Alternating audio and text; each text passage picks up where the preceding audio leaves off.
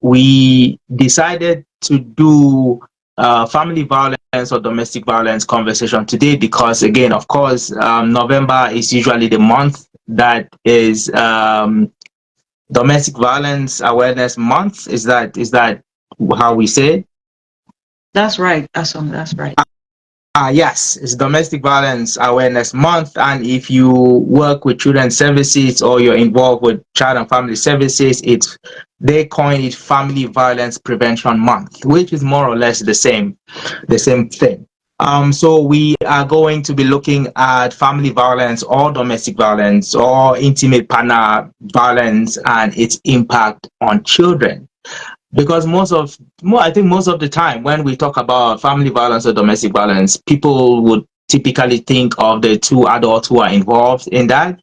But I would say from my experience, and I'm sure you guys would have the same experience, I think children are usually the biggest victims in all this. They might not be directly involved in the violence itself, but in terms of impact, I think children the consequences on children are some of the times underestimated. I think there's a lot more to that, and that's why we are kind of wanting to talk about it. And again, we are just building on the conversation we had the last time Relindis was on the show, which was a little bit more on child abuse and how it is approached by social workers or children services workers and things like that, right? So we thought it might be, makes sense to look to go one step up and look a little bit more. Um, I would call on Lillian to formally introduce our conversations for today. I know you feel very strongly about this and you had really wanted us to do the topic. So why don't you kind of introduce the topic before we get into the conversation itself? Yeah, thanks so much, Asom. I think you've actually introduced it, but I think last time we had an extensive conversation on child intervention, child abuse. We discussed the various forms of child abuse. We looked at the cultural undertone, how it impacts our attitude towards child abuse and prevention. So when we got into the month of November and we had to talk about, so reading this is wanting the link again. Okay. She just found herself. I think, yeah. Yeah. So, like I was saying, we discussed extensively about child abuse last time and our cultural practices, how it impacts our attitude towards child abuse, which we did agree that our culture kind of is a fertile ground. The beliefs within our community kind of precipitates child abuse. So, but we have gone a long way. A lot of conversations are going on. People are becoming more open to discussions on child abuse and some things we can do to prevent child abuse. So when we got to November and then I saw family violence, then I said, oh, it brings us back because we're talking of a part 2. So it just dawned on me that probably we should look at how family violence impacts child abuse. It impacts child abuse and then it has tremendous negative effects on the child. So I think these are things we underestimate a lot. I will still always come back to the cultural piece because our culture is a big part of us. So I think it is important for us to have these open conversations, for us to start realizing how some of our actions and inactions can have not only short-term effects but long-lasting effects that children would continue to experience even when they become adults. So I think that is why we are here today. So we want to talk. So we are not focusing on family violence. Family violence will just mean between members of the family. So domestic violence between members of the family. Then today we are focusing on domestic violence, which is between partners, which likely so we want to focus on partners today, which is specifically domestic violence and how it impacts our children. So first of all, what is domestic violence? What does it look like? How do you know you're experiencing domestic violence? What is the effects of domestic violence on the victim? And then we move now to how it impacts the child. And we would get to realize by the end of this discussion that a child doesn't necessarily have to be in the scene or doesn't necessarily need to be a witness of domestic violence. The child just needs to be around that environment and they would have the same effects like someone who did witness domestic violence. So I think we should actually have these conversations and start being more intentional about the things we do in our family that could have long-lasting effects. So we did bring Relindis again, our specialist. Oh, I I was so impressed with her output last time, and I said there is no way we would discuss this without having her on board again. Yeah. So I kind of wanted us to look at not really having a definition, but looking at domestic violence in relations to specific things. I would kind of assign your roles for this segment. So really, this I would like you to think about domestic violence in relations to your experience as a social worker and what you've seen in terms of the frequency or the intensity of domestic violence without really, we'll talk about the impact later on, but just what you see in your experience. I will talk a little bit about domestic violence and I would say our community. And again, you can definitely add to that because again, we are all part of the same community. And then Lillian, I would like you to look at it from the with your background as a counselor, talk a little bit about that in that light, right? Again, I think I'll start by saying that domestic violence is something that is very common in our community. It's not often spoken about, but if you go to places and you are keen enough, you would know that it is not. It's not that you will know that it's a common phenomenon in our culture. I have heard people say it in passing. I've heard people acknowledge it in passing. Again, just because, coming out and talking about it is not something that we do. We always have the belief that, oh, the roof covers the house and what happens in that house ends there. And again, there's pros and cons to that. Yes, I believe in families coming together and solving their issues on their own. But again, the consequences here, the consequences could be that the family fails to resolve whatever issues that they are dealing with, and then we start seeing the consequences on the children, right? So in as much as I understand why we wouldn't be out here talking about it that much, I feel like we've gotten to a place where we need to, because if you start looking at our children, there are certain children that you see out in public, and you can tell that there's definitely something going on in that home. And domestic violence is definitely a key issue. Again, just looking at it Canada wide generally, it's rampant.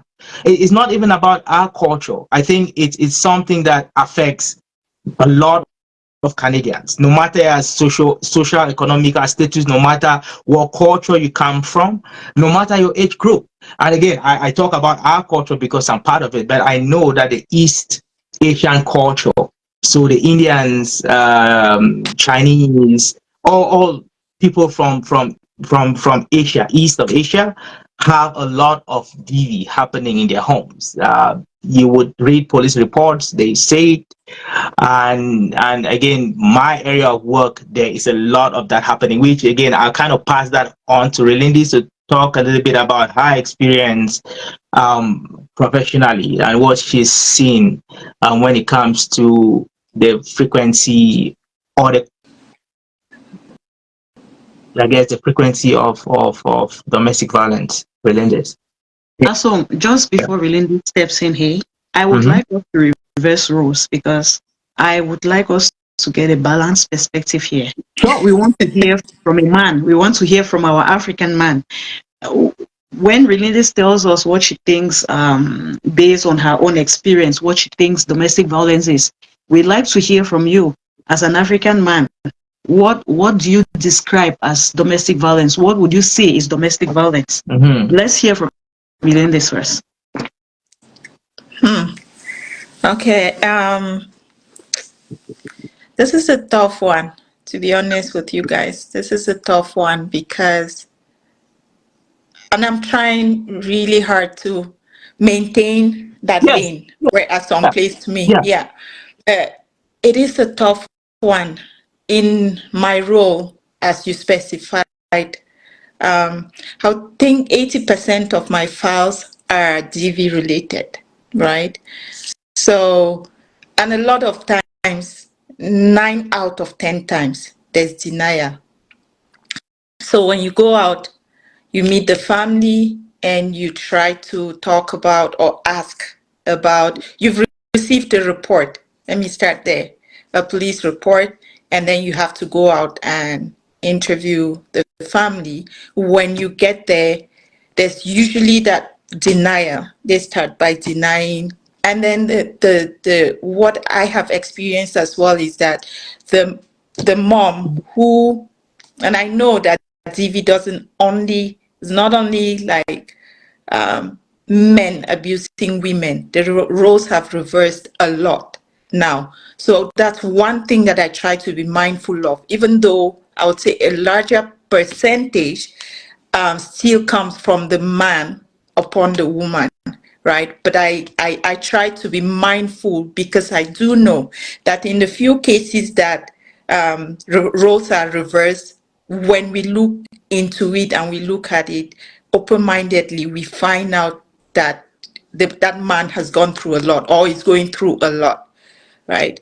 So to get back to your question was for me to talk about what I see or what I experience when I go out. So if I come in the morning and I see a report, one of my families had the police over at their house last night. There's also cases whereby I'll have a school send me an email to say, hey, this child was doing so well at school, but all of a sudden the child is falling behind in their grades, or the child is always falling asleep in class. That's not something that's usual with that child. Or the child all of a sudden is having accidents. Like even on the playground, the child runs in, the wet themselves out of nowhere. And that's something that the school would tell you that is unusual coming from that child. Those are usually a lot of those signs. Besides the big signs whereby a child shows up with bruises, right? Because sometimes mom and dad engaging in DV, a child, and that's what we hammer upon when we go out to see families. Because families will tell you, oh, the child was asleep and didn't hear a thing. Mm-hmm. But that child is bedwetting, or not bedwetting, that child's having accidents at the playground because they're being triggered. Maybe even a loud sound on the playground triggers that child to pee themselves, right? You would see instances whereby a child who was very outgoing, who was very bubbly, shuts down all of a sudden. They don't, yeah, so the school in those instances, which is, there's a lot of those cases, the school out of worry would reach out and ask for us to look into it. And when we do go out, we find out there's a lot going out. And like I said, a lot of families always start by being defensive and being, you know, being in denial. And a lot of them do accuse us of ABC trying to cook up something. I don't know what you guys are talking about, or we're being targeted because we are ABC. I had a falling out with that teacher. That's why they reached out to you. I knew this was going to happen. But if you keep pushing and then you have a mom breakdown and then just start spilling how for the past 2-3 years it's been held in this house. So we see hospitals call as well, whereby, yeah, a child stops eating. I mean, a baby, an infant stops eating. That's their own way of, coping with what's going on. And again, our families would tell you out of ignorance that this 6-month-old baby was asleep, didn't hear a thing, didn't witness a thing. So one thing that I have experienced is that the younger the kid, the more the impact on the kid. So a 15-year-old will be able to verbalize it and will find coping skills if they are equipped with those skills. Will find coping skills. But that baby, because they're not equipped with the skills, they're not verbal, right? They may stop eating. They may stop not being able to fall or stay asleep. They may stop striving in general. And then we do get reports from either their family doctor or from the hospital in general. And that prompts us to look into it and to dig deeper and see what's going on at home.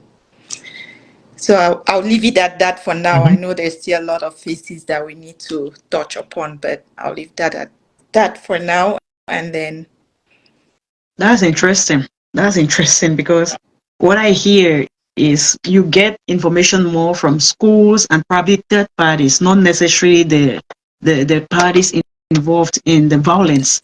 So the percentage of reports from the parties themselves, either the mom or dad, is a 1%. Yeah. It's exactly. 1. Limited. And then even when they've made that report, you see them try to retract it. You see them try to go back on their word and say, no, that's not what I meant. It's not as bad as I made it sound.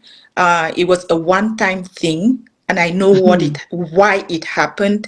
Dad was not doing okay that day, and I shouldn't have pushed, right? I hear you. And then once they start retracting, they start putting blame on On them. themselves. The victim blames themselves. Yeah. Yeah, that's interesting. Yeah, honestly, it's interesting how the parties who usually deny when they've experienced the phone is at that time they would accept. Immediately after the incident, they say yes, something has happened. Then later on, they don't want to follow up. They don't want to continue to seek for help. But in our own field, in counseling, we mostly meet women. So women are our first clients. So they would come in, either they'll be referred for counseling or they will seek counseling themselves. Okay. Now, the problem is usually around them, whether they are going to leave the situation or not. So they would open up, they'll say, yes, this happened. But now the problem is usually around the decision to leave, knowing when to leave. So they struggle in that area, and then most often the abuse continues, and definitely it doesn't stop. So they have to continue dealing with that. Their children are continually exposed to domestic violence, and then the cycle just keeps continuing. So we see more of that. So the women are usually our first people we see at the forefront. Then children are usually with. So we barely see men show up for counseling because they have experienced domestic violence. I haven't seen that. I haven't heard of that.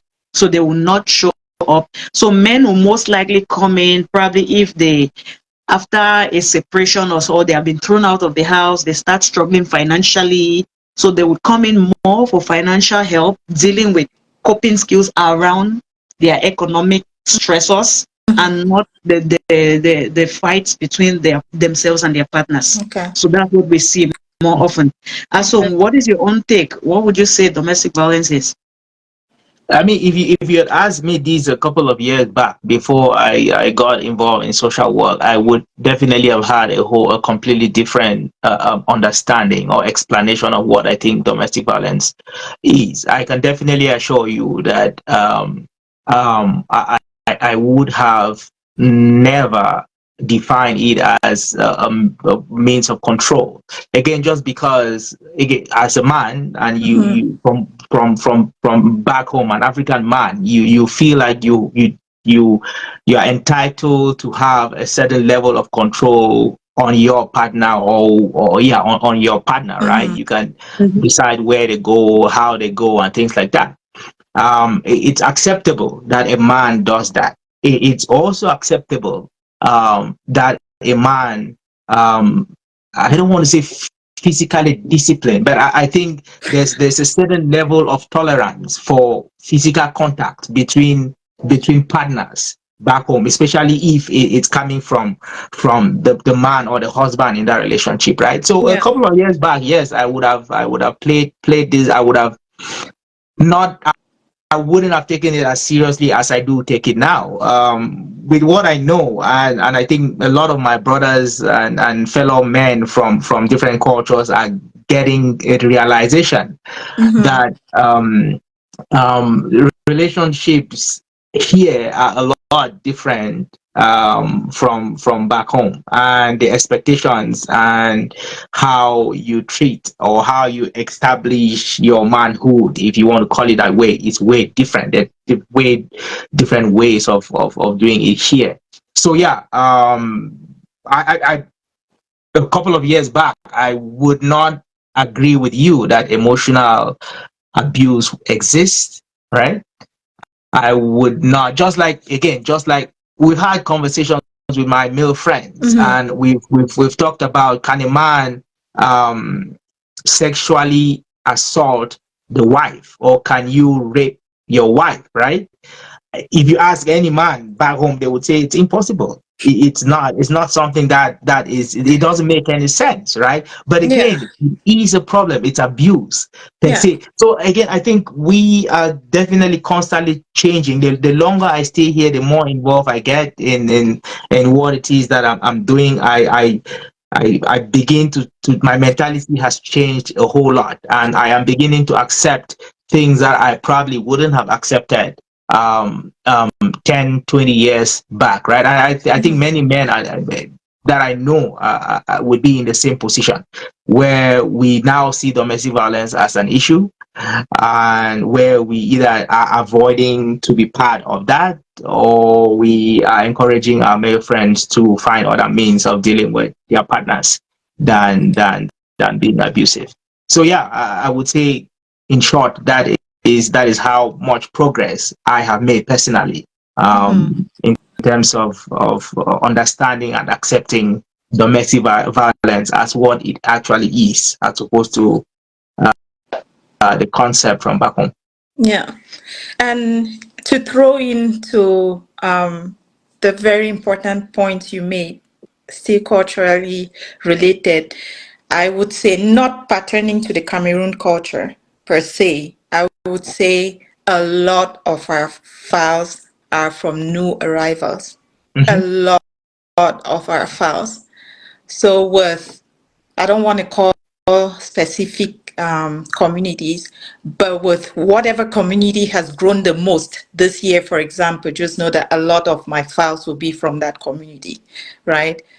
Even with our own community, we've had a surge of Cameroonians arriving and in Canada, and then not knowing the laws and not knowing that how would I put it? There's something like emotional abuse, and there's something like financial abuse, and there's, the non-physical abuse types. They have fallen in a lot of hot water.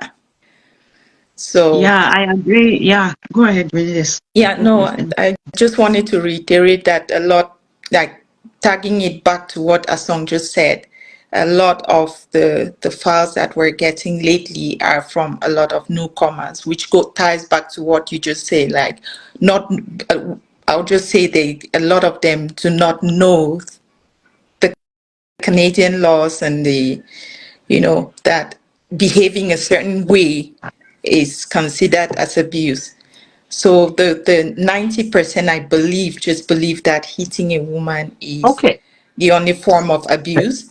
So when you do talk to them, a lot of them will tell you that, but I have never, since we got to Canada, I've never touched her. Yeah. Right? But they have abused her in many other different ways, right? There you go. Yeah, agree. Um, As a yeah, reading this, I see you were still struggling to finish up your No, points. I saw a question come in where somebody was which, asking about like what I think is the reason why women retract after making a report. yeah, From my follow up, what I find is the fear of moving out of what you know into Fear of the the unknown, unknown. right? The fear of moving into the unknown, the fear of leaving your comfort zone mm-hmm, and and and starting out on your own with kids. And then a lot of those cases, the women depend financially on the the men. husband. Right. They're stay at home moms. They have no income of their own. So once they've made that, established that report, and then we start following up and we establish a safety plan with them. And mind you, like we said last time with the child abuse cases, our goal is usually not to separate the family. Like when we come in after receiving those calls, we do come in and we establish a safety plan, right? And then we give, and sometimes we're lucky that there are now cool off apartments in Calgary. It's called cool off apartments and it's for men with Mm-hmm. children. So when they get in those situations and the police shows up at midnight and says, hey, pack your suitcase and leave, right? They can go to those cool off apartments. Why we work on, or why they work on the issue, and then work with us to establish a safety plan, follow that safety plan, and gradually return home, Mm-hmm. right? Mm-hmm. So, and that by establishing that safety plan, we're hoping that that will learn parenting tips, that will learn how to manage his emotions, that will work on his anger management, that will learn other tips on how to manage his home without losing it, and Mm. without losing it, and without putting his kids, his family in harm's way, right? But and the moms then start fearing, because once we leave, that maybe has told 2 3 family members and family friends, and then they call and they start going The like, pressure. pressure. How Mm-hmm. can you do that? How dare you call the police on your husband? How dare you? And all that pressure. Now moms start retracting and saying, hey, it really didn't happen. It was Mm-hmm. just a one-time thing that just pushed me. But yeah, so that, in my experience, is the reason why a lot of times women will make a report, and then when we step in The retract. and they start retracting and denying that it ever happened. I would reiterate that it is the fear of the consequences of the action that they've just taken, because every action has a reaction, right? You Yeah, make a report to the police, of course the police would show up. yeah, They would want to know what's going on. yeah. Right. It is very possible that it might end up with a charge. Your the partner Right, who is the perpetrator of that might be charged. right. It's possible that children's services might be calling to investigate, and Mm-hmm. it's possible too that there is a risk of having either one parent leave the home or having the children leave the home, depending on the gravity of or the circumstances, right? Mm-hmm. It might also, again, like Relinda said, the woman who hasn't worked a day in her life because has this breadwinner husband who takes care of everything, Mm-hmm. begins to see that, hey, we might lose our source of income, because Mm-hmm. yes, if the husband's employer eventually realizes that he's been charged for domestic violence, it might affect family income. So there's a lot of you might make a simple report. Hey, this is what is happening in my home, Yeah. and the consequences might overwhelm you. Yeah. Most of the time, these women or the victims are not fully conscious of the consequences that might befall them if that report goes out. Yeah. And I think for those who have who I don't want to say wise, for those who might have heard or experienced this before, they would definitely hesitate to make the report. Um, again, yes, just I just wanted to add that it's like the consequences could be really serious, and once they realize that, of course, even I would probably retract, Yeah. right? If I feel like my livelihood or the stability of my family might be impacted, I might just choose to deny the abuse and stay in, and again it will just perpetrate itself, right? So Yeah. yeah, I just wanted to add to what Relinis Yeah. did mention. And so I think you and Relindis have kind of explained quite clearly what happens when a report is initiated, and one of some of the reasons why the reporters will retract. I would use our psychological terms to explain this. So what happens is loss. You start experiencing Mm-hmm. loss. Hey, I'm going to lose my stability Mm-hmm. that I have in my family. Mm-hmm. I'm going to lose that financial stability I had. Right. I'm going to lose relationships that, because there were many relationships that you built from your relationship with your That's a partner. that's a big one. You Mm-hmm. have to you start looking, you start thinking and say, hey, I'm gonna lose this, I'm gonna lose this, I'm gonna. So that fear of that loss, which has to take you to a new life, totally new life, which you don't even know how you're gonna fare. Yeah. You have kids, you need childcare. Probably those who have been supporting you with childcare are the same people related to your ex-partner. Mm-hmm. So you're going to lose your network system. Mm-hmm. So it's you're losing many things on many fronts. Then it becomes even more complicated for us Africans, Mm-hmm. African women like us, who have come from a place where we didn't have to deal with legal system. Mm-hmm. Dealing with the legal system is another huge form of stressor, Mm-hmm. which is unknown to you at that time. Mm-hmm. It's as time goes on that you start getting calls from this office, getting calls from here, you have to give a report here, then you're overwhelmed, and then you say, hey, maybe it's better I go back to the stress that I know than having to deal with a new stressor. So Right. that is a clear situation of what will happen to a woman who has reported, and then they are not retracting because they condole with the man who has. No, it's because of the challenges that they see at multiple fronts. And you say, hey, am I going to be able to deal with this? Yeah. Then you go back to your comfort zone. We all like to be in a place where we can predict, in an environment where Yeah. we know what is going to change. We don't want to deal with things that we don't know, the fear of the unknown, like Relentis had earlier said. Yeah. So that is where we are at. So the question is, what are the different forms of domestic violence? You had discussed, and what I heard from when you just came to Canada was, your description was probably domestic violence is physical abuse, That's Yeah. true. which kind of took me back to the conversation we had last time Yeah. on child abuse. We most likely, based on our own cultural understanding, that child abuse is physical abuse or domestic violence is physical abuse. It is way more than that. So I think we should talk about the different forms of domestic violence, how the different forms that domestic violence can Mm-hmm. take, and how it can impact the victim.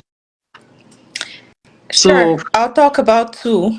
I know Mm-hmm. go for it. there's multiple. I'll pick two. Go for it. So financial is a big one, right? I'll talk about financial and emotional. Um, let me try to, yeah. So when we talk about financial abuse, like we rightly mentioned earlier, a lot of our moms, when they first arrive here, are stay-at-home moms because they newly arrived, they would have kids, and kids are in daycare. There's no childcare set up, so it's just everything is new. The husband quickly finds work, right? And then the mom manages the home, and then tries to manages the home, manages the kids and their schools and stuff like that. The man mostly works. So with that, a lot of times I see, because the woman doesn't leave the house and doesn't earn any income or salary per se, the man considers that he is the main or only breadwinner, and so any dime that comes into that house has to go through him, Mhm. right? So that woman half of the time doesn't have a bank account of her own, right?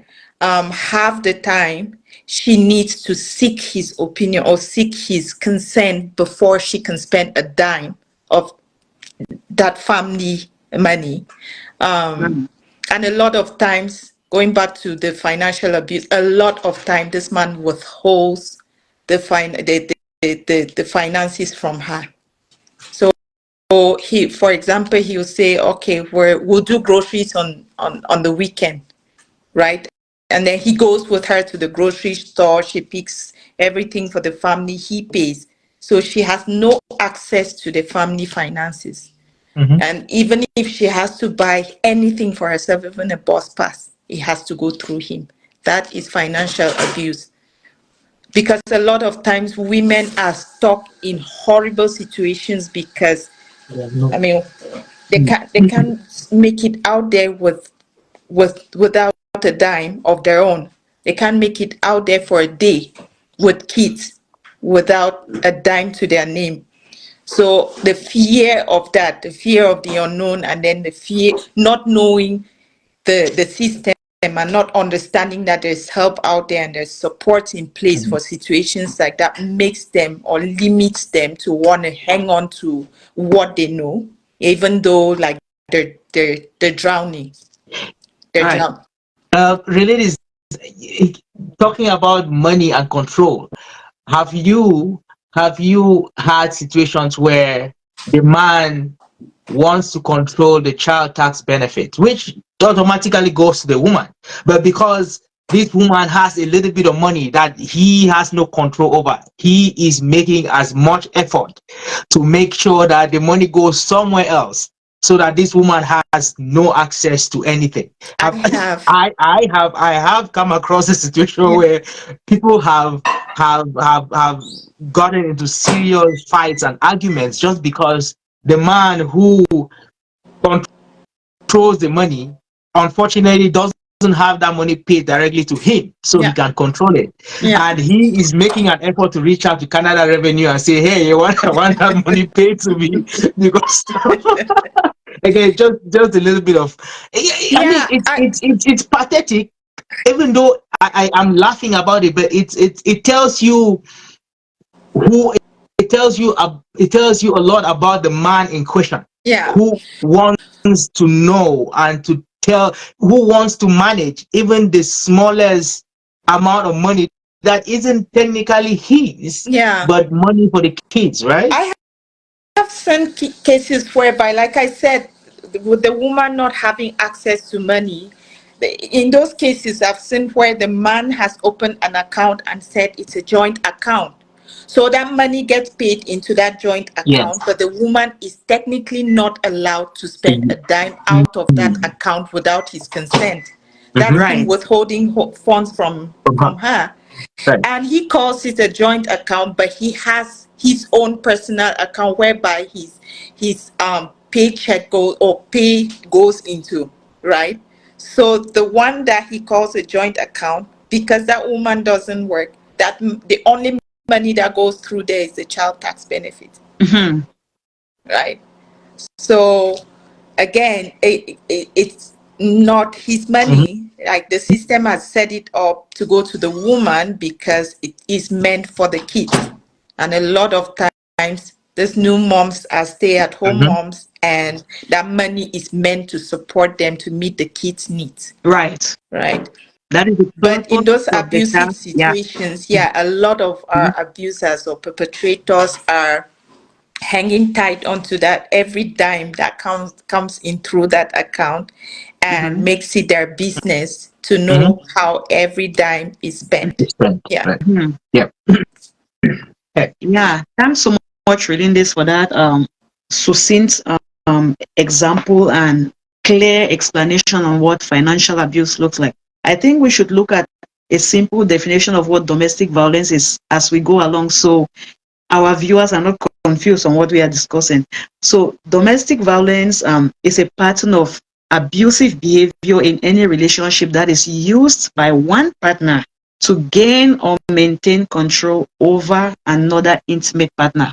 So, there is gaining control and maintaining control. So, the cycle repeats itself, one partner over the other intimate partner. So, financial abuse is one form of abuse that is very common within our community. Mm-hmm. Reading this has just given us an example of how the child tax benefit is a source of fights or control in some of our homes. Yeah. So some other forms of abuse that we want to look at here uh, is physical abuse, which most of us know, emotional abuse, sexual abuse, and economic abuse, which Relinges just spoke to. Asun, is there any form of abuse you want to expound on? I So we think have Religious had a second one she wanted to yeah, talk okay. about So first, and Relinges then wanted to talk I about would do you step want to in. give her a break? Do you want to break Religious? Yeah. So go ahead and Yeah, talk about what pick I'm not anyone and kind of. speak I'm with not sure which one you wanted to talk about next. physical. Okay, which one did you want to talk about, I was Relindes? thinking of emotional, but Okay, Okay. I'll let you do So emotional. as we I'll are left with do. physical and sexual. Sorry, Lilian, you're doing physical and sexual. No, I said we are left with physical and sexual, so you can speak to anyone that speaks to you. I'll do physical again, just Go, because go.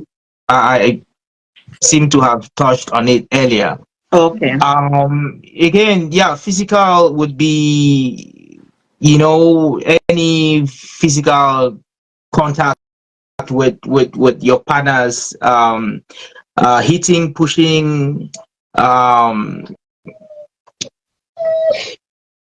I'm sorry, I have to play a judge in a minute. Could you just carry on, Okay. Lillian? Okay. All right. So physical abuse, as we all know, would be either hitting or pushing. Sometimes some partners would deny their partners to seek medical help, which is a huge form of physical abuse. So that is one of the easiest and most common forms of DV that we see that Relintis has spoken a lot to today. Then we talk about sexual abuse. We see many cases where in a home you have a brother um, touching the sister inappropriately, or father touching their daughter, or even a man, husband, forcing his wife to have an intercourse with him. Intercourse has to be consensual between two people. So when it's not consensual, it is definitely a rape, a form of rape.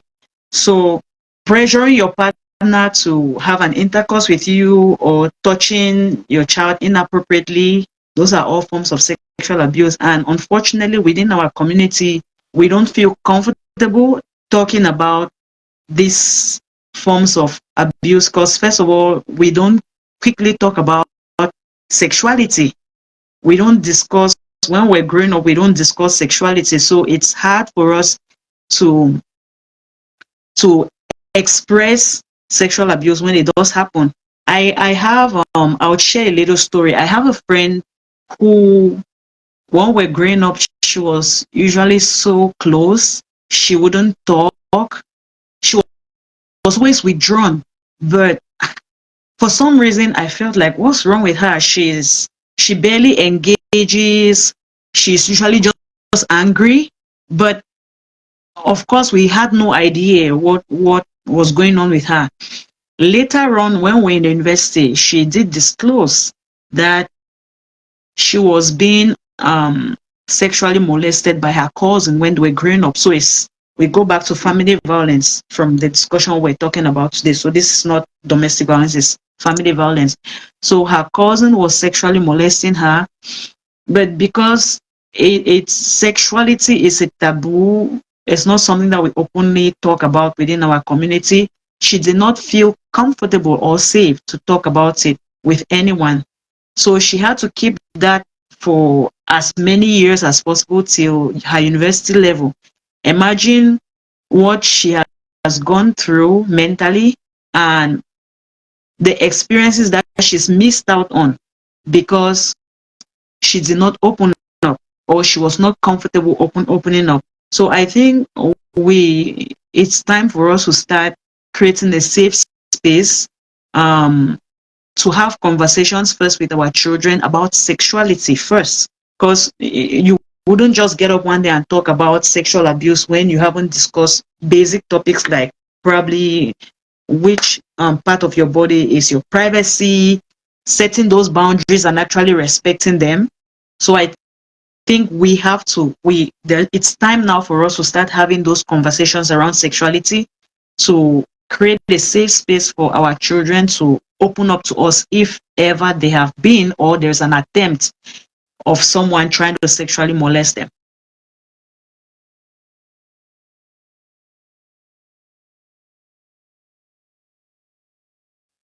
Really, this I'm passing the mantle over to you to talk about So are emotional you emotional abuse. are you Asom, do ready you have to? any comments before she talks about emotional abuse? Uh, no, again, like you said, I think there's certain forms of abuse which are uh, less talked about than others. You might hear physical abuse. You might hear in the community people talk about physical abuse quite a lot. Probably the biggest form of abuse or yeah, domestic violence that you would hear, right? But when it comes to the other pieces, the financial, like Relindy's mentioned earlier, or the sexual aspects of the violence, we don't talk about it's even more hidden. And again, I agree. I think we've gotten to a point where these conversations need to start happening, or people need to start seeking help. And again, I talk about our community because I am part of that community, but I know that this is not uh, it's not only our community that is dealing with domestic violence. Probably that's why there's a domestic violence awareness month, right? Because again, it's a national Canadian issue. Yeah. Um, I see lots of Aboriginal women die as a result of domestic violence. Lots of Nigerian women, not just in Canada, in the US particularly, who have died because of this form of abuse. Again, usually it's not always just one. It's never always just physical abuse. It's usually a combination of abuse going on. Rarely would it just be, oh, we fought. Well, no, there's definitely build up. It builds up from, I don't know, emotional pieces, then it gets to the physical, and usually the physical is it tells you that there's a lot of underlying issues going on between the victim and the perpetrator. So yeah, I think we need to talk a little bit more about this, and educate people a lot more on the different types, which is exactly what we are doing. So I'll use that opportunity to have really this talk about the emotional abuse. Yeah, just before Relinda's jumps in, I just wanted to add that research has equally shown that those who sexually abuse others have been sexually abused in the past. Mhm. Right. And the tendency is these people who have been abused may likely abuse others in future. So the chain just continues, and if we don't stop it, then the ripple effect continues to go on, and Yeah. our children begin to continue to suffer. So I think it's important for us to really start having real conversations around the various forms of abuse, not only physical abuse like we have all been talking about. Yeah, over to you, Oriandes. Yeah. Just to tying to what you were just saying, Lillian, I don't think the conversation needs to end around just educating people on the different forms of abuse. I think the conversation needs to go a little deeper around the fact that there is help, because like you rightly said, right, we do what we know, or how we know. I don't even know how to put it. So an abuser, like you say, or a perpetrator, carries that on to their own lives or marriages and families, because that's how they saw their dad, and that's how they saw the men in their lives, the heroes in their lives. That's how they saw them parents. That's how they saw them, manage their homes. So and because the trauma that they experienced growing up in that environment was not adequately taken care of, leads to them wearing those same shoes when they become men in their own houses. So if we're starting these conversations, I want for us to reiterate when we go out to make those conversations that there's help. So just because you grew up in an environment that condoned with abuse doesn't make it right for you to carry it out, especially now that you're in an environment that frowns upon it and has heavy punishment upon it, right? So when we go out and talk about that, we need to, and there's no shame. I know there's a lot of stigma, right? When our men access, for example, the cool down apartments that I mentioned about, a lot of times when I've gone out to talk to African men from African descent, and then we propose those apartments. Like I think you can stay there for up to a month, but they will not kick you out after a month if you haven't found a place, or you haven't worked on issues to lead you back to your home. They will probably be harder on you if they see that you're not trying, you're not making any effort.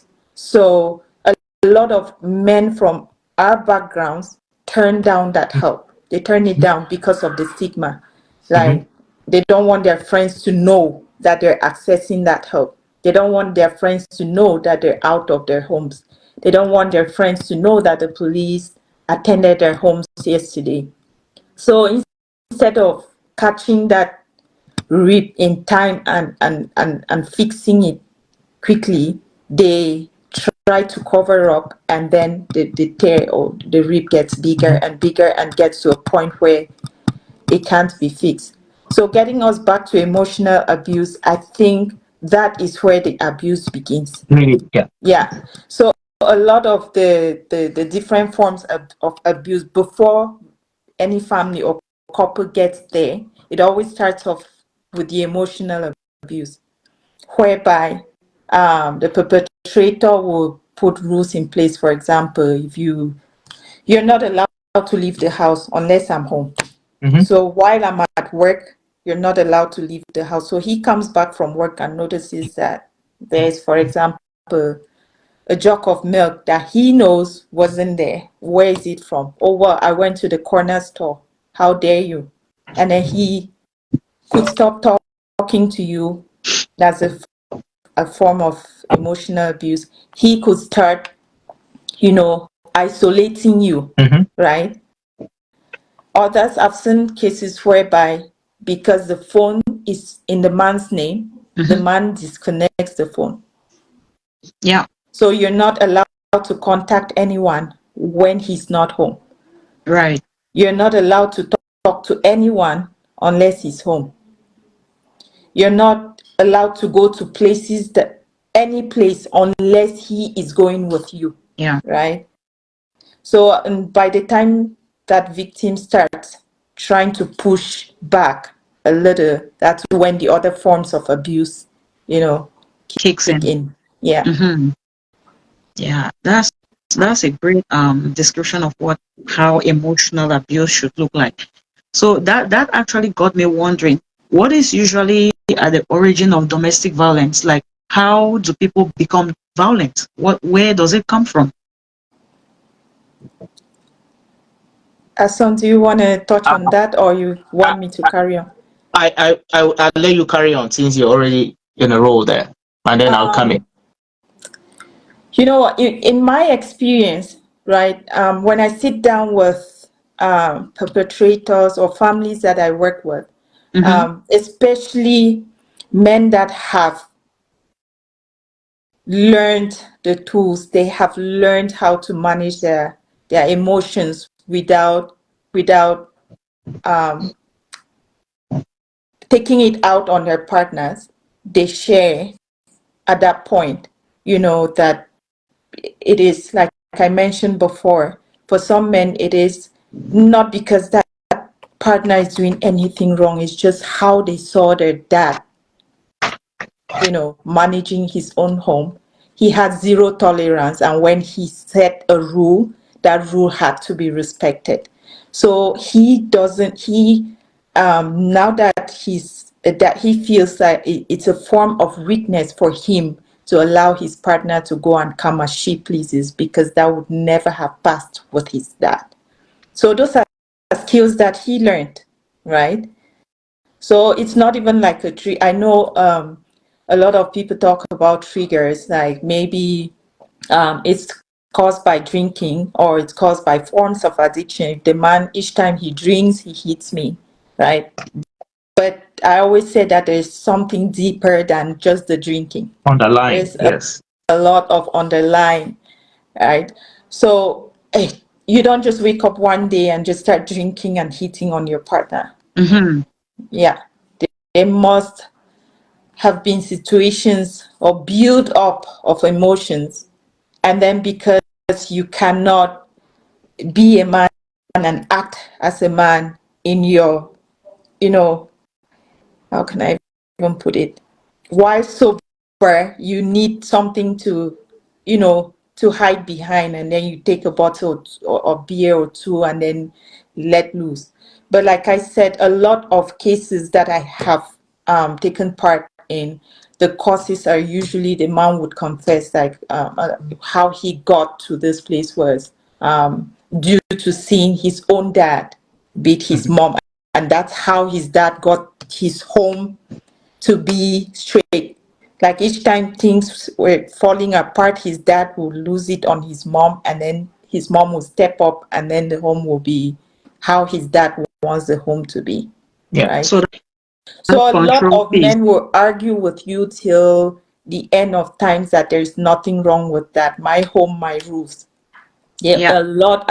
I've gone into homes and the man tells you that, yeah, he hit on his wife because he and it's married okay. her, he paid his dowry, and she's going to listen to To him him, whether she likes it or not, I, I right? I think there's that entitlement piece, especially with us coming from where you have to go marry a woman. A woman doesn't marry a man. You have to go marry a woman. You have to pay a bride price. You have to do this and do that. At the end of the day, it comes across as not really. I mean, I don't want to say you paid and bought you it's bought and paid for, It's like but a Mm-hmm. property, a woman comes along as something that belongs to you, an acquired and property. you feel entitled, and you feel like you definitely have control Yeah, over that. yeah, I also would add that trust is a key issue, a key underlying issue when it comes to domestic violence. Um, when I talk to a lot of the men that I've worked with, they do not trust their wives. Again, just in terms of fidelity, most of the time, that there's the lack of trust, which creates a lot of suspicion, which now causes a lot of anger, because again, it's things that he can't really control. There's no proof, he doesn't know, but he feels it's more or less the feeling, right? yeah, And so most of the time it's like, I don't trust this woman. She If she goes without me, I don't know what's going to happen to her. Or I see the way she talks to other men, or I see the way she looks at other men, right? I'm It's jealous. basically a trust Mhm. issue where they go out, they come back home and he starts a fight because some man was talking to her and she was smiling, or because she smiled at some. So there is a lot of it builds up to a point where the man now decides, okay, I need to control this woman, or Okay. yeah, gets to the point where he gets so frustrated that he physically assaults her, right? I think there is definitely a lot of that. And then, of course, there's the societal acceptance of violence. Where I come from, I hear, again, I don't know if this is true, that if you marry a woman, there is a general tendency that you only demonstrate love by Beating, physically, um, I don't know by if beating her. physically Assaulting her. assaulting her. That is Mm-hmm. how a man demonstrates to the woman that they love them. Again, I don't know where these concepts do come from, but if you grow up in an environment where that is acceptable, or that is even expected of you as a man, right? And you find yourself here and you try to implement that piece of the culture, then you're doomed. I think there is definitely a lot of that. So I wanted to, like I mentioned, there's this trust issues, there's the entitlement issues, and then there Mm-hmm. is societal norms accepted. It's Yeah. acceptable for a man to do this and to do that, and so the man does what society expects of him, Yeah. right? It might not necessarily be the right thing, but it's acceptable. As long I would use a research to build on what you just said about trust. That Mhm. most men do not trust their wives. There is a research that explains that um, a man who sees his partner as other, so Other, who sees his wife as other, are most likely to batter them because they don't see them as part of them. But men who see their partners as self, meaning part of Mhm. themselves, treat them with more love, with more compassion, and Mhm. are less likely to beat them, to batter them. Does that make sense to you? I mean, I would, again, I agree. It's the trust thing. If you trust her, of course, you would see her as part of you.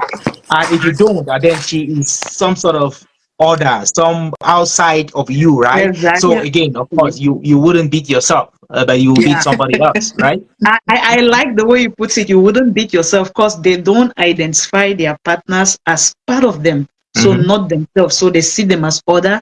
Then, of course, they are more likely to be more on. They are not empathetic. They don't show compassion. They can batter them, and to them it's okay because they are not part of them. Then there is equally research that sustains, that supports what Relindis explained about most men who are violent have seen violence, have learned violence from their family.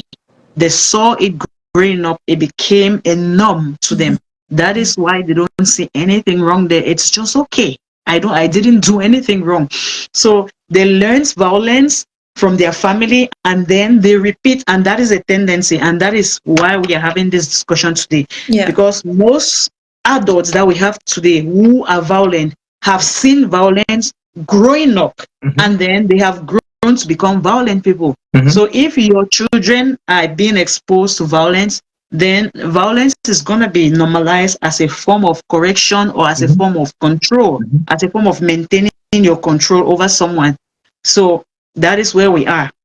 I wanted to put this out there. I saw something again. I don't know how true this is, where this woman was complaining that the man is too nice. The husband is too nice. He doesn't yell. He doesn't shout. Whatever he asks, he gets. Whatever she asks, she gets. He does, and so again, the question that was asked was like, how should he love you if you don't want him to be nice and gentle and soft, and how else? And she said, this is not how my dad showed my mom that they love. So to her, a man has to be brutal, there has to be this physical, there has to be all that. That is what she grew up seeing. So meeting a man who treats her differently, nicer, to her was unusual. To her, there was something wrong about a man demonstrating love in that way, right? Because she had always grown up knowing She that a doesn't know that. man loves a wife. Mm-hmm. This is what you need to see. And she Yeah. was getting a completely different vibe from this man. And he's like, I can't do this. Like, I can't do this. So Yeah. again, Yeah. it's like, yeah, I grew up seeing one thing. Well, that's probably what I want to see when I am. Yeah, so I just thought I put that out there. I assume that it makes sense, but again, I don't know how true that incident, that scenario was. It might just have been, acted I think to No, it, it, serve it, the it point. brings us it's it brings us true back to the to what conversation. Yeah. to this conversation whereby I Mm-hmm. mentioned that kids who grow up in an abusive environment are 99% likely to behave like that. Mm-hmm. And Right. for the lady, unfortunately, she's not a perpetrator, but she's expecting Mm-hmm. for her partner to be that way. In Mm-hmm. her mind, that's how love is expressed Mm-hmm. because Mm-hmm. that's what she grew up seeing. And which Right. takes us back to what we mentioned last time. If you do not correct it with the next generation, with our kids, the kids that we're raising here, if you do not correct it, then it carries on to God knows when, Mm-hmm. Yeah. right? So that brings us to the next issue. Some of the what are some of the characteristics, or what would we see in victims of domestic violence? What is the impact of DV on their victims? So What would you see? What would we you could look see at in people who have been we, abused, who we have been we could look at this in two ways. We could look at a victim as the adult victim, and victim as the children we who are we victim to that. we will talk about the child specifically after this. I want us to focus on the child. We can just talk about the victim, direct victim, Mm-hmm. the person, the way the victim will receive the violence, whatever it is, whatever Mm-hmm. form of violence. Mm-hmm. What would we see? Because until we understand what happens to the victim, then we wouldn't know how it transfers to the child. Mm. Mm. Mhm. So And again, the if we impacts have a mom, yeah, go ahead. the impacts are almost similar. Yeah, Again, the victim. Let's assume that the victim was a mom. yes. Usually, there's seclusion, withdrawal. Mhm. They are on their own because either they're hiding scars, or because they don't want anybody seeing them crying, or they are prevented from going out because the husband is worried that she might meet someone and they might talk about it. Person might never be go see a doctor, because again, you go see a doctor, they would have a conversation about how you're doing, Right. and Yeah. all that, right? So this person is secluded either by choice or by force. Either she's choosing to do that because she doesn't want to put herself out there and have people talk about her story, or the man is preventing her from associating with others just because he doesn't want the world to know that this is what he is doing to this victim, to this partner, right? So there's definitely that seclusion, withdrawal, isolation. If again, you could go on and on and on, but again, just keeping to herself, and dealing with her situation on her own. Brandes, what are your thoughts? What are some of the things you would Yeah, see in victims to of DV? add on to that, I actually dealt with a case um this past week, and it's carrying on. It's just carrying on, whereby, yeah, the family, it's an immigrant family, and then dad was abusive, right? But when mom has tried leaving several times, and her family has warned her Mm-hmm. not to, because and they have threatened that they will cut her off, her own family, not dad's family, Mm-hmm. that they will cut her off if she dares. They don't want shame upon the Mm-hmm. family name. So, when the last incident occurred, whereby the police was called, it was a big thing. Dad was even arrested and taken to jail for a couple of nights. I think for about 5 nights before released. Mom hid it from her family. Like mom packed up and left, right? Went to the shelter, and then she's just moved into her own place now. But when I was talking with her today, she was sharing like in tears because she's finally shared with her family, and she's hid this from her family for years, and which brings us back to the isolation. So she's isolated herself for years. She was avoiding calling her family because there was incident after incident, and she was always worried they would hear it in Yeah, her boy. voice. Right. Yeah, so she began isolating herself. When she finally told her brother, she was shocked that her brother said, We knew. well, no, no, no. Her brother told her, I'm sure it wasn't that bad, Oh, and just go back, it won't happen again. yeah, Mm, So you going back is better for the family and the family reputation than family here. you yeah, being safe where you're at right now.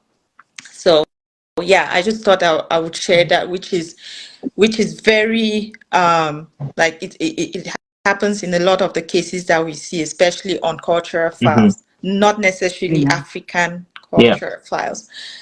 Cultural files, like even the different Or different the culture. yeah, Okay. Middle Eastern families, same thing. Yeah. I noticed. So they isolate themselves. Um, they stop going anywhere, Mm-hmm. and a lot of the times it starts coming out in other ways whereby they're taking it out on the kids, Mm-hmm. right? right. So that's how Um, that's spilling over. yeah, they're Yeah, Mm-hmm. taking it out on the kids. They're not no longer meeting the kids' basic needs.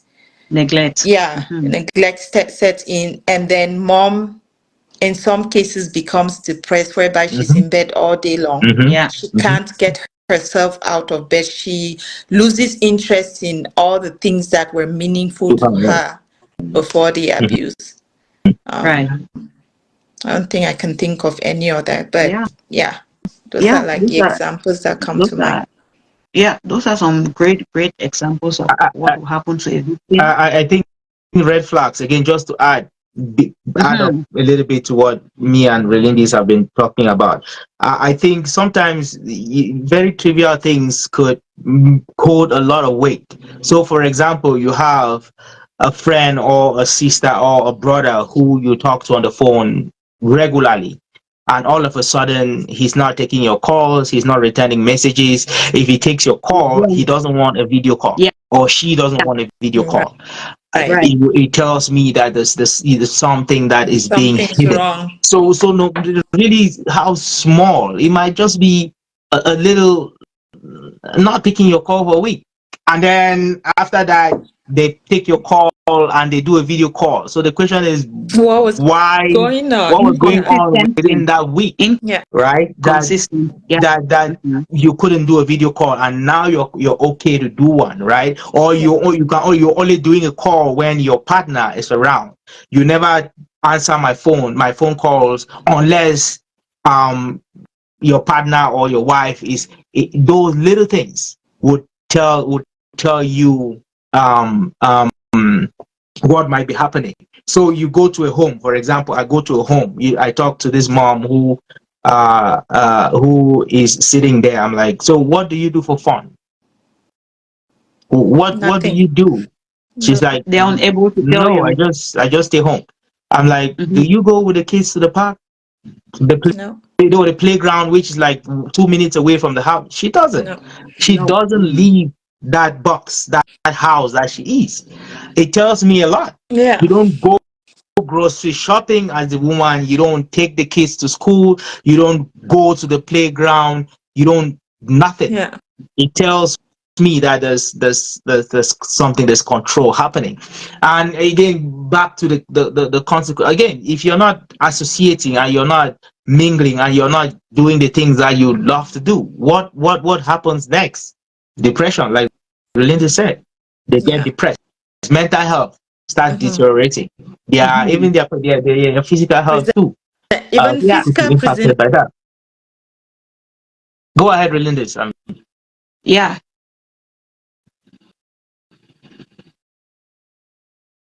Oh, I think she has a glitch there. Okay, yeah, Asom, all what you were explaining were just key points to explain what happens when you lose your sense of self-worth. Mm-hmm. Everything you're explaining there is you have lost your sense of self-worth. You're no longer, you don't trust yourself. So you're not, when you don't trust yourself, then you're not comfortable presenting yourself to others. You're helpless. You struggle with everything.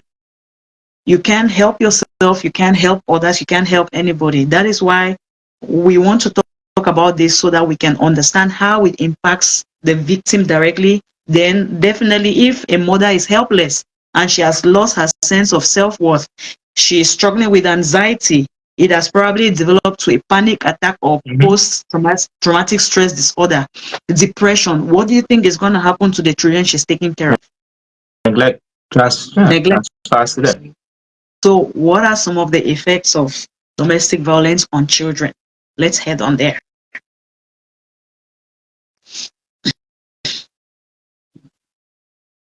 Relindis, I think you're mute. We can't hear you. I see you talk, but we can't hear what you're saying.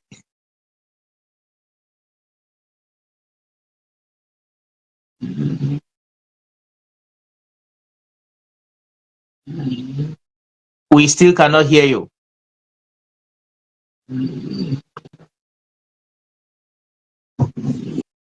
And I don't think I am able.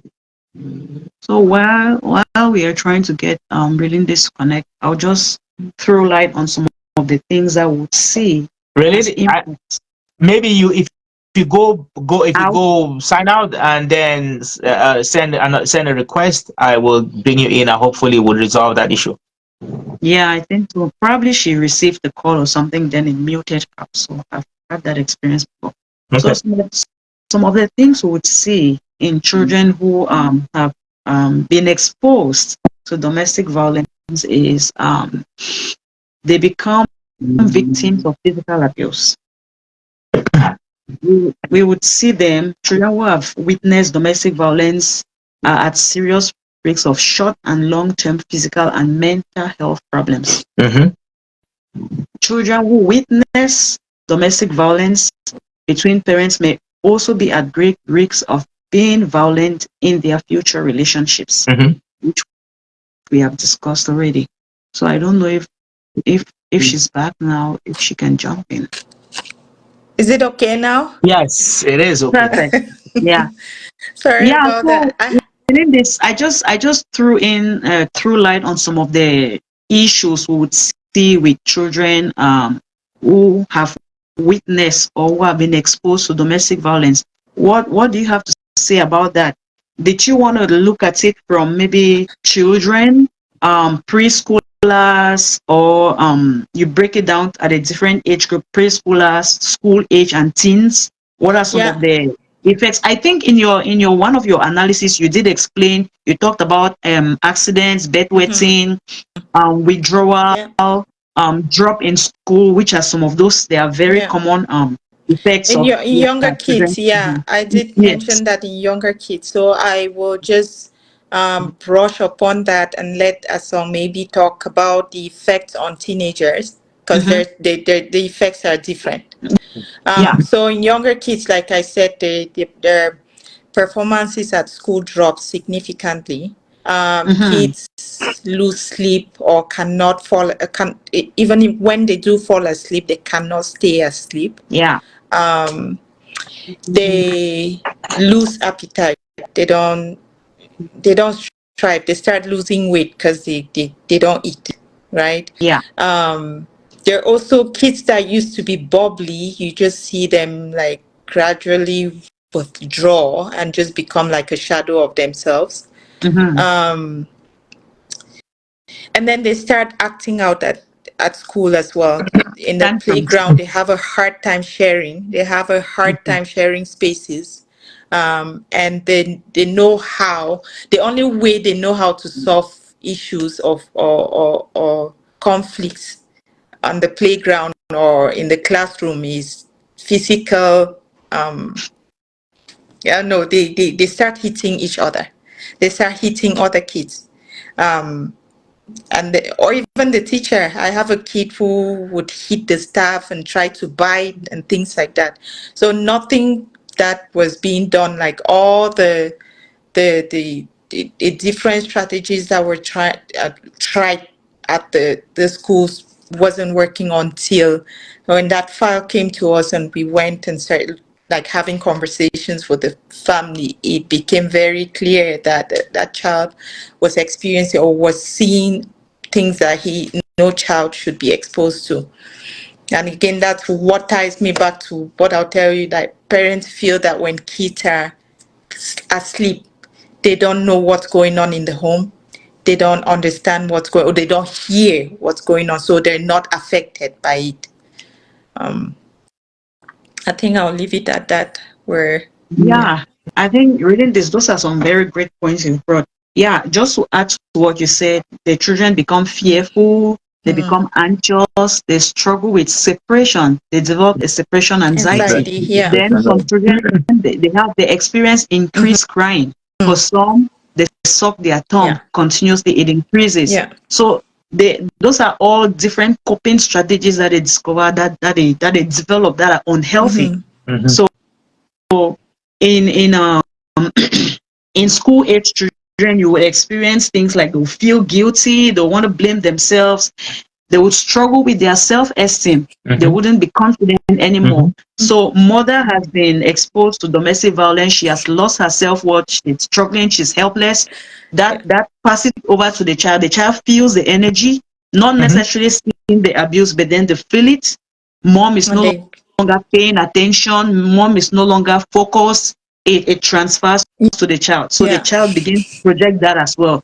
Child worries, am I the one who caused this? Their grades begin to drop in school. You did mention that. Um, they have fewer friends than their other peers. They are unable to relate with other children. Like you said, most often they will want to either yell or fight if something happens. They are always on the edge. They are always on the temper tantrum.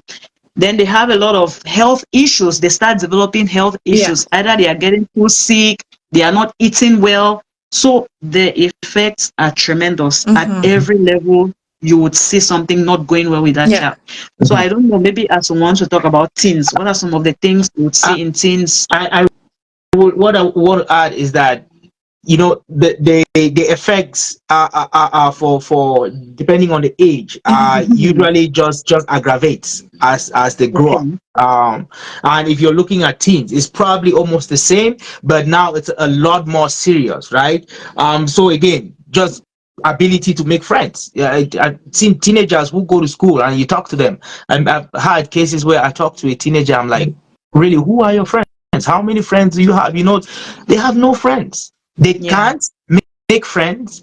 When they manage to make a friend, they can't keep a friend because Yeah. they don't know they don't know how that relationship works, right? So there's definitely that struggle with making friends or keeping Yeah. friends. There's definitely the aggressiveness, which again, as a child, yeah, you're aggressive, you're kicking, but now once you're a teenager, the intensity and the level of that aggressiveness, it just goes out of the water, right? You're either a bully, because again, that's what you're saying, or you are bullied because again, you say, take for example a child who associates with the victim, who is mom and was always quiet, low self-esteem, and all that. That there's a likelihood that child gets bullied when they're in school, when they're 18, right? So they either take after the abuser, or after the victim, Right. which would lead to either them being aggressive So and either bullies, or of the extremes. Yeah. the Either extreme. of the They would, extremes. they Yeah. would go to the Either they are extremes, on the quiet or side or they the are the bully or aggressive, yeah. more noisy side. Yeah. There is also definitely the poor coping skills, but poor coping skills as a child is different. When you are a teenager, your coping skills and the exposure, your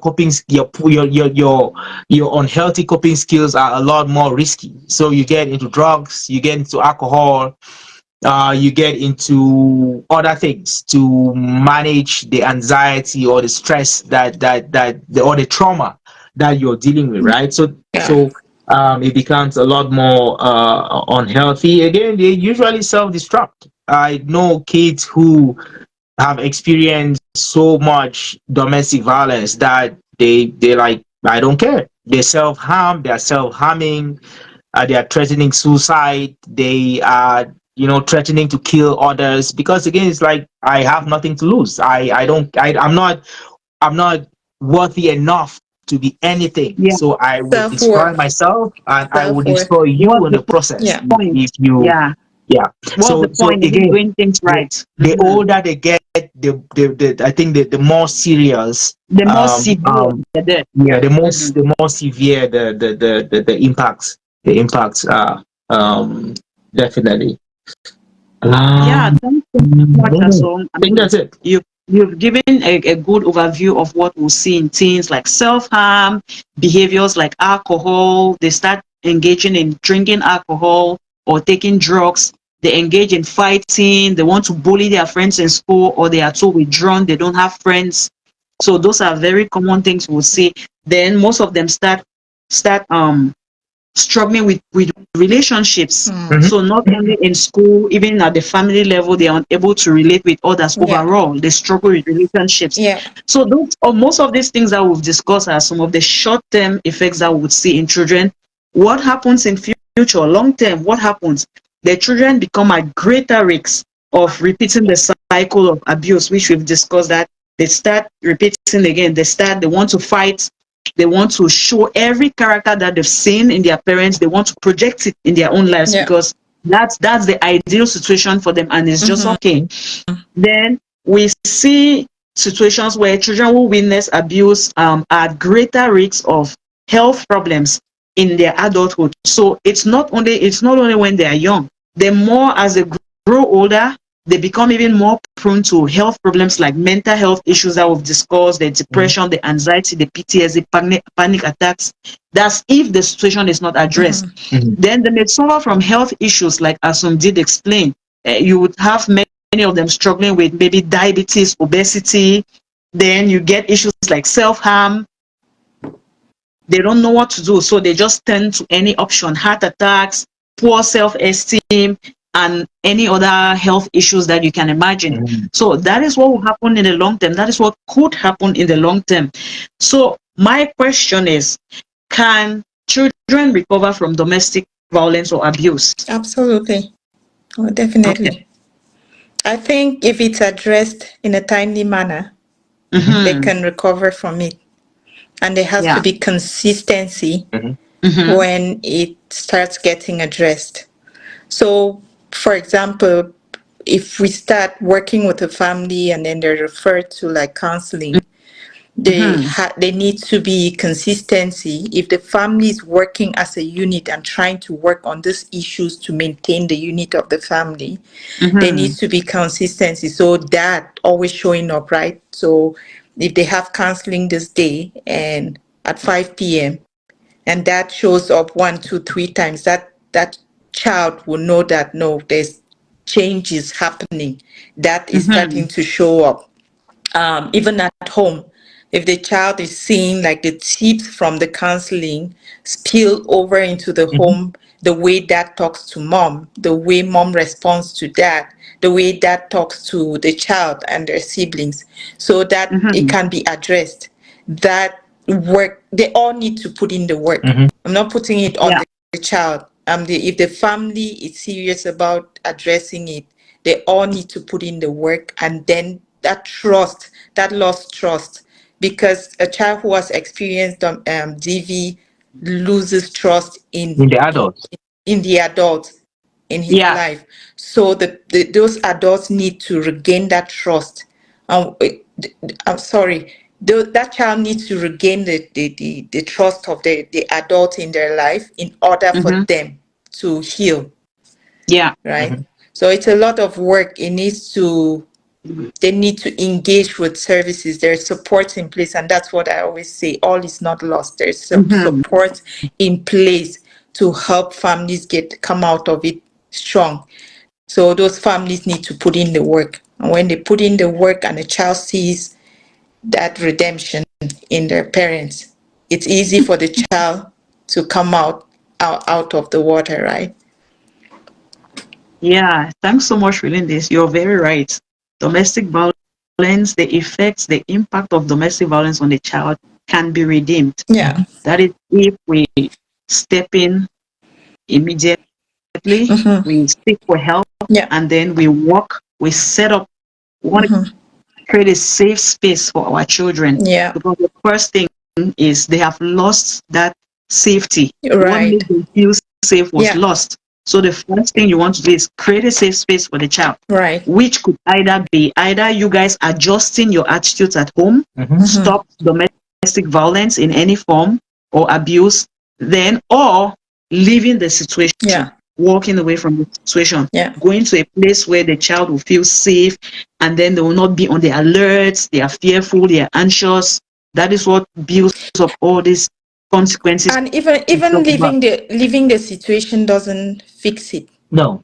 You Mhm. there's That's just still one. therapeutic Mhm. work that needs to get Mm-hmm. done, and Right. unless that work is done in a timely manner, then the Mhm. situation or the effect will not be fixed, Mm-hmm. right?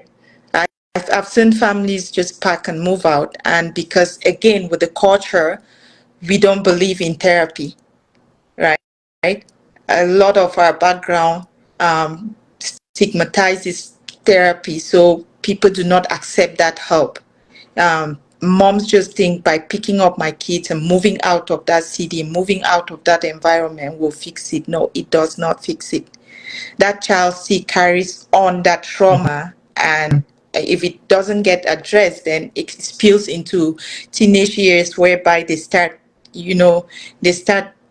trying to fix it on their Mm-hmm. own, right? And so if they don't develop the coping skills at that time, then when they're older, they try to fix it on their own, and it's usually very poor choices that they Mm-hmm. make. So I'll just add to what we discussed about what is going to help you heal from a situation of abuse. So, like she said, it is not necessarily packing and moving out of the scene. What will help you to heal are your support system. Do you have a good support system? Do you have a trusted support system? People whom you can turn to when you're in Yeah. difficulties. When you have that, then it helps you to heal. Yeah. Then, how is your self esteem? Are you someone who is on the low scale or on the high scale? That is another factor that would help you to heal. Mm-hmm. If your self esteem is quite low, then you may need more work, which will likely be probably seeking counseling or maybe seeking for help in other ways. But then that is an area that will help you to move on. Mm-hmm. Then we have healthy relationships in your life too, like friends, community. Mm-hmm. Do you relate well with other people? And if you don't, then it is time for you to start learning healthy ways of building and coping in your Right. relationships. If you learn, if you're able to learn, not necessarily going for therapy, it could be just you making the effort to say, hey, maybe I Yeah. have to work on my communication, I have to work on respect for boundaries, I have to, there are a lot of things that will help you to work on your healthy relationship skills. So Mm-hmm. if you can work on that Mm-hmm. as fast as you can, then that's good for you. But unfortunately, some people are overly sensitive and some people are low on the scale of resilience. So Right. those people will need more work to be done, which Mm-hmm. is where we start talking about seeking therapy. Yeah. That they could spend even the next 5 years and they'll still be struggling. But for Right. some people, 1, 2 years, Mm-hmm. they are up They're and good. running. They Yeah. are mentally fit. They are ready, and that's it. So that is where we are. Asong, any additions on some of the things that we can do to help our children to recover from DV? Yeah, I again, if you work on the kids and don't do similar work with the adults, then you are probably just throwing water on the duck's back. Because if you're working with a child, the child needs to come back to an environment that reflects the work that has been done with the child. Mm-hmm. Mm-hmm. So the adults in their lives have to make a conscious effort to change their behaviors, Mm-hmm. to avoid repeating the violence that resulted to this child needing therapy or needing a lot of Yeah. work done. And also again too, again just highlighting that impact will depend on a lot of things: age, resilience, like you said, support, and all that. So I think it's important that we build a good support network, not just for ourselves, but for our children as well. Because if they are not doing well, and we are the cause, they will not be coming to us for support. They would have to go to someone else. And Yeah. if they don't have a network that they can run to, if they don't have an uncle or an aunt who Mm. they are comfortable talking with, they might deal with this trauma for a considerable period of time before anyone even finds out what they are going through, right? Because sometimes it's you know that your child is struggling because they talk to a certain uncle or aunt who Mm-hmm. now come to you and say, "Man, you see what you're doing? It's Yeah. affecting this child to the extent that the child is telling me this is how they are feeling and this is how they're feeling," right? So that support network, I think, is pretty important. Again, it's just also us getting involved with our kids, with what they are doing, with the schools. I know a lot of us don't have the time, and we don't go to parent teachers, or if there's an event at school, we definitely don't go. But we get the opportunity to meet people who are they're spending 8 hours of 8 hours a day with your child, so they know better. You and your partner might be doing something, again, like we said, oh, the kids are sleeping, or no, they were not home, or this and that. Yeah. But again, they come back home and they feel the tension, right? Yeah. And they know, they Yeah. would see how you and your husband or your wife are behaving, and they will know that something bad happened in this house, Yeah. right? So they don't really have to be there. So it's getting involved, so that if they are struggling with something, Mm-hmm. the teachers or the instructors could let you Mm-hmm. know, and Yeah. then it could tell you, some sort of educate you as to why you think the child is struggling, and hopefully help you change your behaviors, right? So there's definitely a lot that could be is said in terms of mitigating and preventing the impact of domestic violence on kids, which I think is definitely a good way to kind of round up the show. We have been going for about an hour plus, 2 hours, Almost about two 2 hours, not hours. not Yeah. 2 hours yet, but about two It's hours. about Tomorrow, 2 of hours. course, It's almost 2 hours. Yeah. is a busy day for us. So I would we have a few comments. I would just kind of read them quickly, and then we would kind of I don't know, find our thoughts before we call it a night. If that work, that does that work for It does. everyone? Yeah. Yeah. After, while you're trying to prepare your questions, let me just throw some last tips on some things that we can do to help our children recover from domestic violence. So we want to help them feel safe. So you help them to feel safe. You talk to them about their fears, because most often children have their fears, but we do not acknowledge them. Mm-hmm. Mm-hmm. So you want to create that space for them to feel comfortable to share things that bother them. Then talk to them about healthy relationships. Help them to set boundaries, help them understand boundary setting. Hey, mommy is in the room. You have to knock the door before you enter. You set those rules, and you do the same for them. When entering the kids' room, you knock the door so they can learn from by examples. Then help them find reliable support system. So probably connecting in the community with Mm-hmm. friends who have kids of your kids' age, so they can have friends they can play with. They can feel that they have people who care about them as well, not just their parents. Because it's not only about you and your partner.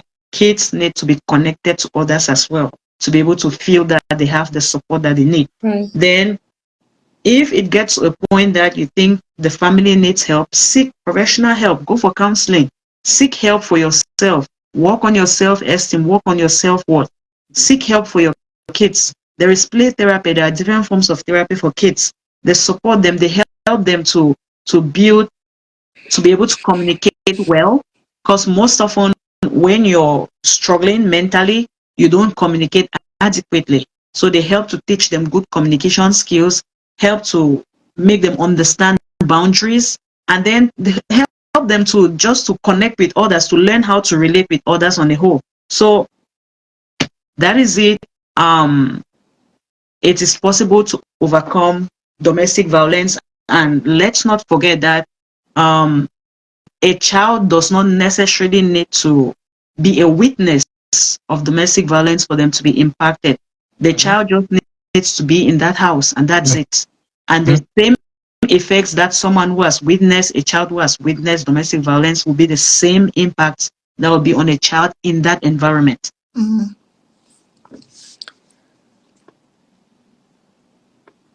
Go ahead, the song, and read the comments. I think Okay, Lillian has rounded up. perfect. Yeah. We again, we've had a couple of people commenting. Some comments we already read. Optimistic Nosta, we've dealt with your comments. Nasia, Yeah, I think making a report is necessary to make the abuser know that their behaviors must be put under check. sure. Again, it's a plus and a negative. Yes, an abuser might say, "Okay, I have learned my lesson," but what The, if con- Half there. it just the consequences aggravates? are irreversible. Exactly. So yeah, there's again, once you decide to make a report, you need to be you need to be ready to kind of follow through, because if you Mm-hmm. say, oh yeah, now he knows that if he does this, I will make a report, or this and this can happen. Well, maybe the next time it's not just a slap. Maybe the next time it's more weapons coming out, and we don't need anybody making this report. So people die because people are trying to cover up what it is that they've done, right? So That's Mm. it. I think you Mm. could look at this in I two think ways.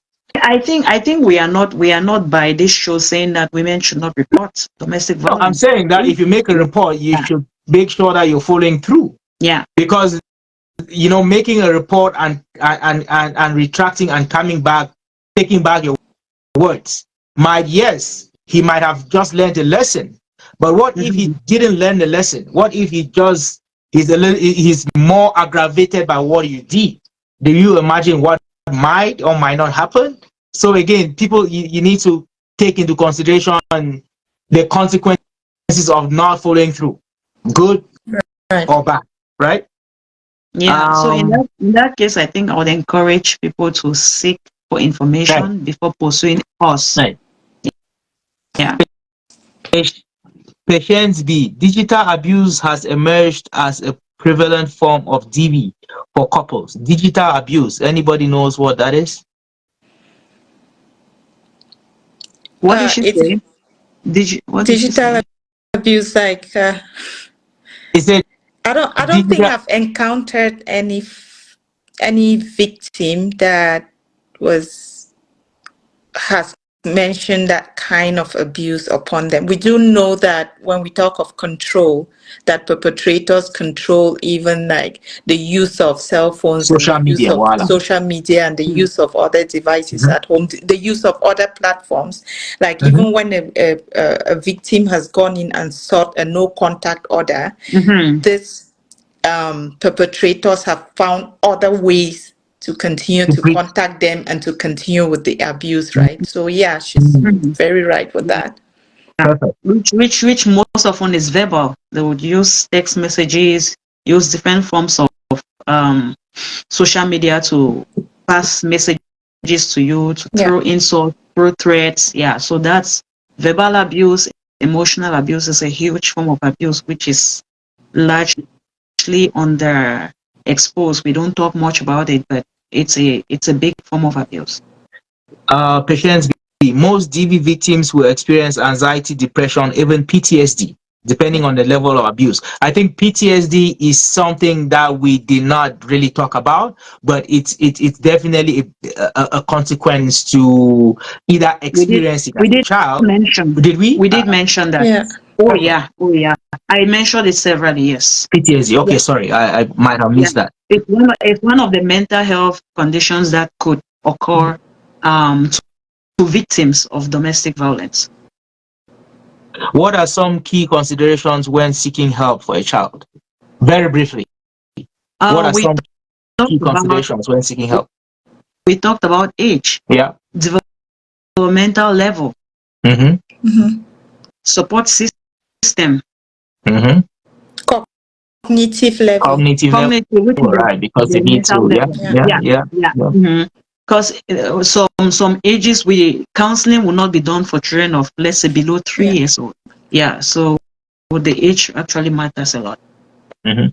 And again, I Mhm. think the intensity and gravity of the exposure too would matter. Right. And again, duration and severity of the exposure. Right. Yeah, A child who fortunately who realizes the issue the first 2 months of it happening will need different intervention strategies from a child who has grown 7, 8, 10 years of their lives in that environment, right? Yeah. So yeah. I think there are a couple of things that And can be taken into you know what? consideration when deciding The frequency intervention. doesn't really, you know what? It's funny. The frequency doesn't really matter.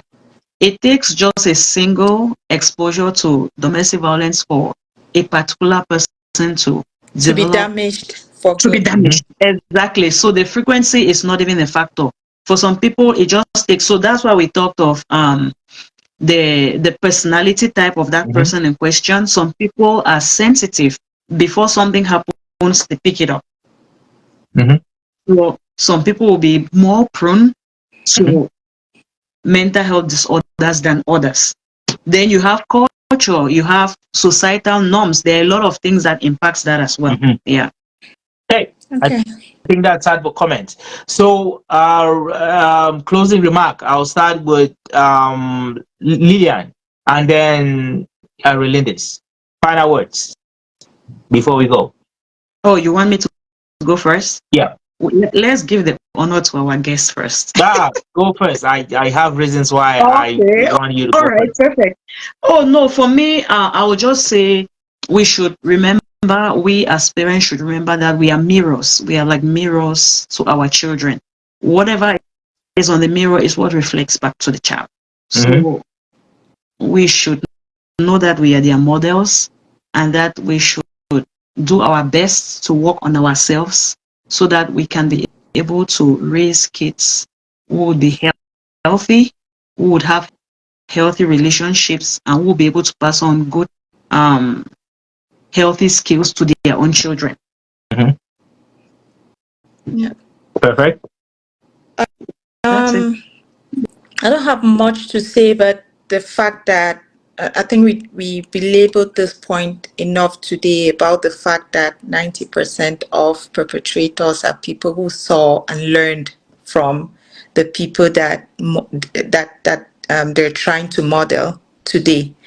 So let's reflect back what kind of models we are to our kids and what we're setting them, what kind of future or lifestyle we're setting them up for. I think that answers, that will help lead or guide us as to what kind of, relationships we're modeling in front Mm-hmm. of our kids, whether it be the relationships between the adults or that between the kids. Because it's easy, like you said, to tell, even when our kids get together, they're kids that just do not know how to function with other kids. That tells a lot. So it starts with us, right? How we Mm-hmm. want to send our kids out there. Perfect. Thank you.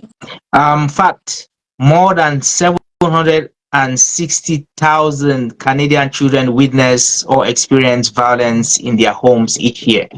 That's the number. 760,000 plus. So parents, you know, take this night to think about that number, and hopefully you can be more conscious in how you adults resolve your issues, and how you and what you teach your kids. Mm-hmm. I think that number itself tells you a lot. A lot of work still has to be done, because a lot of children are experiencing and living with DB in their homes. Thank you very much, Relindis, for coming My again. Hopefully, pleasure. you will accept our invitation when we send it out next time. Hopefully, you Hopefully. had fun. Well, you know Just, where I to mean, so find that me. It's we know it's where to always a find. pleasure. You know where to Perfect. find me. Yeah. And Lillian, thank you very much for helping put this together. We do appreciate. And again, just to thank our audience for their comments and for liking and sharing and for supporting this page. Again, tomorrow is going to be a long day, so I think we should call it a night. Thank you, everyone. Have yourselves a good night.